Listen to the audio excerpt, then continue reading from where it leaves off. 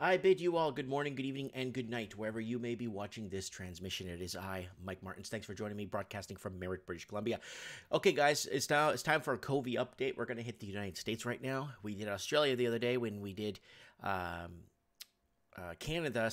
And we did, I think, we're going to do New Zealand soon once we start getting more word on what's going on down under. So anyways, and we're going to keep our finger on the pulse too on what's going on, because now Australia is going to be headed into flu season soon. So it's going to be very interesting where things start heading towards, right? Okay, here we go, guys. China hasn't had any outbreaks. It looks like they're still around 81,000, but Italy is like doubling, quadruple. Look at that, 31,506. Iran sitting at 16,169. Then we got Spain at 11,309. Germany at 9,257. And then South Korea sitting at 8,320. So it looks like South Korea may have, because they've been sitting at the same number for a good while now, around the 7 to 8,000 mark. So it looks like they may have found or got something or organized, or who knows. But we've been following Iceland. Iceland now is at 220. We're following Iceland from 2 weeks ago. I had one case, and it's at 220 right now, confirmed cases. So we don't know the extent of this virus, to be honest with you guys, because we don't really know what we're dealing with. And I've said that many times on the show. We don't know what the heck we're dealing with here. We really don't know. Guys, don't forget to join the channel. I want to thank everyone that's joined recently to the channel. Don't forget to set your reminders here for Mike of the Night and Trends in the Housing Market going live tomorrow night. Also, and you could also visit I'm on Instagram. You could also support us on Patreon.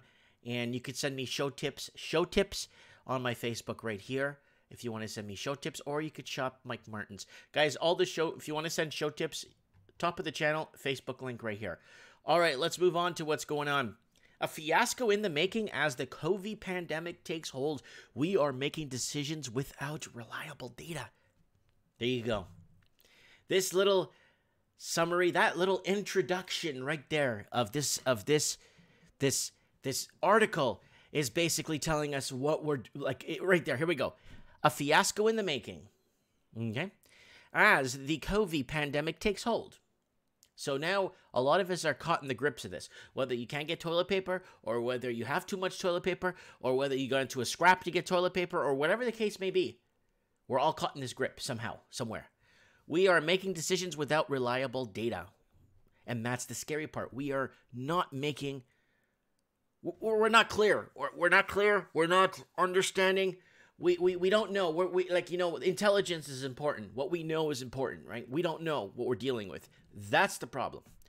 So the current coronavirus disease, COVID-19, has been called a once-in-a-century pandemic, but it may also be once-in-a-century evidence fiasco. At a time where everyone needs better information, which we're not getting, from the disease modelers and governments to people quarantined, you would think because we are in such a high level of technology and we could instantly reach each other within a thousandth of a second, you could contact someone in New Zealand within a thousandth of a second, and he could hear me instantly. And they don't know what to tell us? At a time when everyone needs better information from disease modelers and governments to people quarantined or just social distancing. We lack reliable evidence on how many people have been infected with the SARS-CoV-2 or who continue to become infected. Better information is needed to guide decisions and actions of monumental significance and to monitor their impact. Draconian countermeasures have been adopted in many countries. If the pandemic dissipates, either on its own or because of these measures of short-term extreme social distancing and lockdowns, may be bearable. How long, though, should measures like this be continued if the pandemic churn across the globe unabated?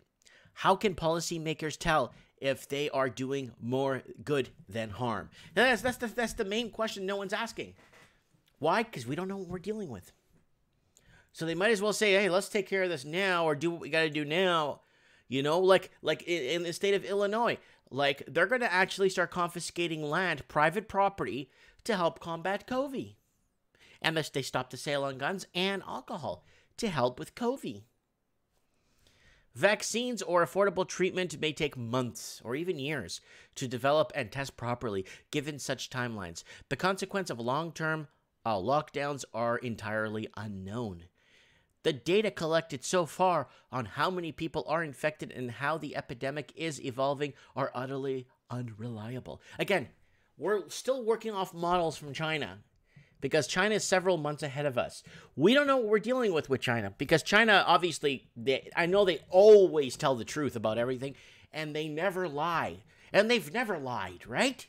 So, given the limited testing to date, some deaths, and probably the vast majority of infections due to SARS-CoV-2 are being missed. We don't know if we are failing to capture infections by factor or 3 or 300. 3 months after the outbreak emerged, most countries, including the US, lack the ability to test large numbers of people, and no countries have reliable data on the prevalence of the virus and in a representative random sample of the general population. Again, it's because it originated in China. If it originated in, let's say, I don't even trust Australia. If it originated, let's say, in South Korea, I think we'd be, even Taiwan, we would know a little bit more. Like, we would get a lot better feedback, right? We were looking for feedback here on what, that's why on last week's show, we got to wait 2 more weeks to see where this is at. We've closed all the schools here in Canada so far, in this province, in BC they've closed down all the public facilities, the swimming pool, the ice rink, they've closed everything. Well, skating's finished last week, but I'm saying they've closed everything down. We're heading into spring. It's a gorgeous day outside, sunny. I'm going to take the kids and play some street hockey in a bit, but I just want to kind of throw this out there, guys, because where are we at? We don't know, right? This evidence fiasco creates tremendous uncertainty about the risk of dying from COVID-19. So we don't even know if we're going to die. We don't even know if we can get reinfected, and if it mutates, what do we do, right? Reported case fatality rates, like the official 3.4% rate from the World Health Organization, causes horror and are meaningless. Patients who have had tested for SARS or CoV-2 are disproportionately those with severe symptoms and had bad outcomes. And most health systems have limited testing capacity. Selection bias may even worsen in the near future. Sorry, guys. The one situation where an entire closed population was tested was the Diamond Princess cruise ship and its quarantined passengers. The case fatality rate there was about 1%. But this was a largely elderly population in which the death from COVID-19 is much higher. Projecting the Diamond Princess mortality rate onto the age structure of the U.S. population, the death rate among people infected with COVID-19 will be at least 0.125%. But since this estimate is based on extremely thin data, there were just 7 deaths among the 700 infected passengers and crew. The real death rate could stretch for 5 times lower at 0.025% to 5 times higher to 0.625%.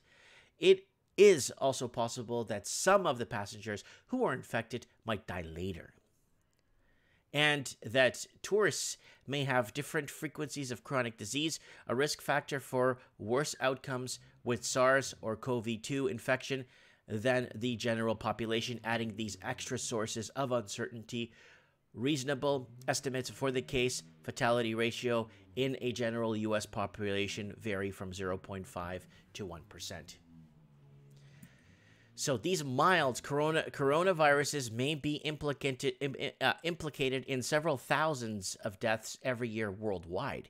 So they're thinking this might go on and just keep going on. Though the vast majority of them are not documented with precise testing. Instead, they are lost as noise among the 60 million deaths from the various causes every year. So here it is. That's okay. Some worry about the 68 deaths from COVID-19 in the U.S. as of March 16 will increase exponentially to 680 to 6,800, 68,000 to 680,000, along with the similar catastrophic patterns around the globe. In this realistic scenario or bad science fiction, how can we tell at what point such a curve might stop? Yet, if the health system doesn't become overwhelmed, the majority of the extra deaths may not be due to COVEY, but to other common diseases and conditions such as heart attacks, strokes, trauma, bleeding, and the like, that they are not adequately treated. If the level of the epidemic does overwhelm the health system and extreme measures have only modest effectiveness, then flattening the curves may make things worse. Instead of being overwhelmed during a short, acute phase, and the health system will remain overwhelmed for more protracted period. That's another reason we need data about the exact level of epidemic activity. Then it goes back. It goes back to what is happening with China and them not allowing boots on the ground, not allowing other countries to come in and help, not allowing anything. And because China basically had total command of what they were doing, we don't know. We don't know, and I don't know if we're ever going to know. U.S. COVEY death toll reaches 100. This is posted, I think this was posted, is that today? Yes, today's date. It was posted about an hour and a half ago. The number of Americans who have died from the novel COVEY in the United States has reached 100, according to CNN. Tally from the data of the state health officials. State, they spelled health wrong. State Heath officials. Is it Heath? No, it's health officials. From state's Heath officials. It says Heath there. Illinois reported its first death Tuesday, becoming one of 18 states to report the death of a resident who died from the virus in the pandemic. The grim milestone comes as health officials tout constant message: limit your interactions now or overwhelm the health system meant to take care of you. All right, let's move on. US-China trade barbs over COVEY pandemic. Officials from both sides in war of words over origin of COVID, with Trump calling it the Chinese virus. We all know it originated from China. It doesn't take a rocket scientist to figure that out. But in all fairness, China is going to do whatever it can to keep its hands clean, right? A spat between Washington and Beijing over the COVEY pandemic escalated when the United States President Donald Trump agreed China by referring to the pathogen as a China virus. Two countries have spared over the origin of the virus for days, with Chinese officials promoting theories claiming it was brought to China by the U.S. Army, and Washington officials using terms seen as stigmatizing a nation. Yeah. They're calling it, of course, racist and xenophobic. So now we're not even allowed to say where the origins of the virus came from. It originated from China. So we know that. We all know that. And they were hiding it for the longest time. If it didn't originate from them, why did they insist on hiding this last 2 weeks of December? First person in the U.S. to get experimental COVEY vaccine. The vaccine was fast-tracked to human trials, but it is still to be some time before it's ready for public use. So there it is. A healthy volunteer in Seattle is the first person in the U.S. to receive a dose of the experimental COVEY vaccine as a part of a new clinical trial, government health officials announced today on March 16th. So this is yesterday's article. So let's wish them luck with that. COVEY, U.S. urges Americans to homeschool. World Health Organization says, test. So all the schools are closed in my area. Kids whose schools are shut down in Anne Arundel County received food in Annapolis as a part of a program to ease the burden of feeding students while schools are closed because of the COVEY. President Trump told Americans to engage in schooling from home when possible on Monday. So I guess the school boards are coming to feed people at home, I guess. That's really strange. I mean, why don't they just eat at home? That's kind of interesting. All right. COVEY updates: Americans might get $1,000. Death toll reaches 97 in New York, and New York City weighs shelter in place. So they're throwing up a shelter. A stimulus could soon put cash in Americans' pockets. Oh, they don't do that in Canada. Don't panic, anybody that's listening to this in Canada. New York might consider a shelter-in-place order, and Kentucky Derby was delayed until September as the COVEY once again dominated the global landscape on Tuesday. President Donald Trump, speaking at the White House, promised to help thousands of workers facing furloughs, and layoffs. Among the options being considered, $1,000 checks to almost all adult Americans, he said. Trump urged everyone to remain vigilant, stay at home as much as possible, limit the gathering to 10 people for at least 2 or more weeks. Right? White House takes new line after dire report on death toll. Federal guidelines warns against the gathering of more than 10 people as London predicted high fatalities in the U.S. without drastic action. So yes, we're going to see in Italy. I think we are going to see in Italy all over the world. Italy was just got infected a lot earlier with a lot of Chinese traveling in September, October to Italy. Infected that went there in northern Italy too, skiing. That's why Iceland has it. That's why all these other countries have it, you know. Sweeping new federal recommendation announced on Monday for Americans to sharply limit their activities appeared to draw on dire scientific report warning that without action by the government and individuals to slow the spread of coronavirus and suppress the new cases, 2.2 million people in the United States could die. And that's all I got for now, guys. There's a lot of good ones out there that I'm getting over time, but I kind of wanted to throw these here. There's also one I wanted to throw out there real quick. Amazon's running out of stock.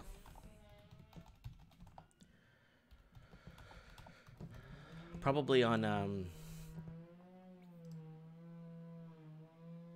it's from a day ago. Yeah, Amazon is running out of stock. In a blog post published by Amazon, the team at one of the world's largest retailers states they're working around the clock as they struggle to keep essentials and cleaning supplies in stock. Amazon also outlined how they are helping out as day-to-day life is impacted by the spreading of COVID-19. So everyone there is wearing, it looks like, protective gear to combat the effects and support their business, communities, and employees. Amazon has announced a multi-platform relief effort in the wake of continuously growing stringent regulations passed down by governments and health officials across the globe. So, inability to keep essential items in stock. So, it has an inability to keep essential items in stock. They state their updates that delivery times are also suffering in the wake of massive uptick in online shopping. We are working around the clock with our selling partners to ensure availability on our products and bring on the additional capacity to deliver all your orders. Items like hand sanitizer, toilet paper, and cleaning tools have been nearly impossible to keep in stock across the website. So that's another thing, guys. Keep an eye out, guys. Make sure you're prepared. Make sure. And then especially if this thing is spreading like it is, going into a crowded Costco and stuff, that's something I'm not in favor of doing. Today I went to the local pharmacy here. There was 3 people in the whole pharmacy, and all 3 of them worked there. So I went to pick up my blood pressure medication. I got it for 3 months, and I picked up a few other things, supplies for 3 months, so that if something does happen, and like back to this one here, we don't know what the heck we're dealing with, then at least people who were prepared, kind of on the ball, understood the situation. You know what I'm saying? So let me know what you guys think. And do you guys think China's numbers here are true? It looks like they're not going. There were 81,000. They haven't moved in a while. But Italy and Iran is skyrocketing. But how much longer now, guys, this is a serious question I'm going to ask. How much longer is Italy, Iran, Spain, Germany, and South Korea are going to be allowed to publish the results? Because I think once it hits a certain number, they're not going to be allowed to publish results anymore. They won't be allowed because it's going to cause mass panic. So they're going to probably do that. So, and this is the one I've been following here every day on the show. This one right here, infected. So if you see up here, other countries are now have surpassed China. China hasn't moved with new cases, but the rest of the world has. and it's surpassed right there. Look at that, surpassing China like a bat out of hell. Look at that. Anyways, guys, comment below. Let me know what you guys think in the comments. Thanks for watching and supporting this transmission.